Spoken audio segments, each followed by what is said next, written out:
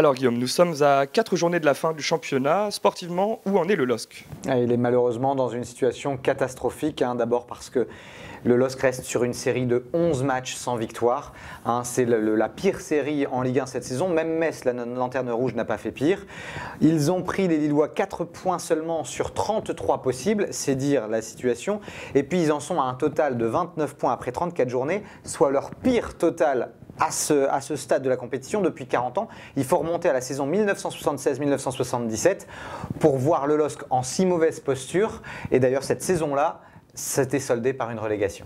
Alors au-delà du terrain, les rumeurs font état de tensions au sein du vestiaire. Est-ce que vous pouvez nous en dire quelques mots?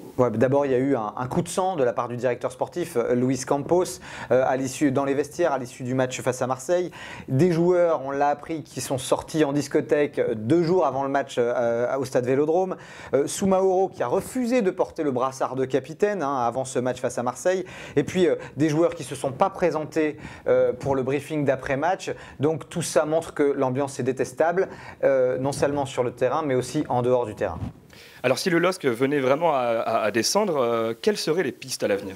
Il faut d'abord rappeler que la DNCG a rétrogradé le club à titre conservatoire, à titre provisoire. Ça veut dire que même si le LOSC arrivait à terminer 15e, 16e ou 17e de Ligue 1, il serait relégué en Ligue 2 à moins de montrer patte blanche au niveau du budget, notamment le 22 mai prochain lors du nouveau passage devant la DNCG.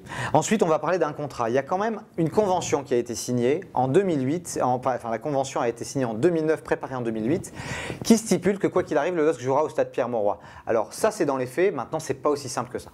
Parce que concrètement, le LOSC pourrait se retrouver à jouer au stadium. Qui paierait dans ces cas-là les charges du stade Pierre-Mauroy? Il y a 3 options. La première option, scénario catastrophe. Le LOSC serait mis en liquidation judiciaire.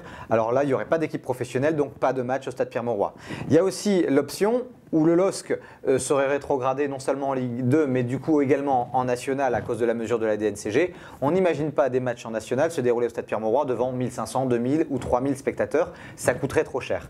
Et puis il reste la solution intermédiaire. Le LOSC, oui, est relégué en Ligue 2. Voit son loyer baisser de 4,8 millions à 1 million, et c'est la MEL et donc le contribuable qui paierait la différence.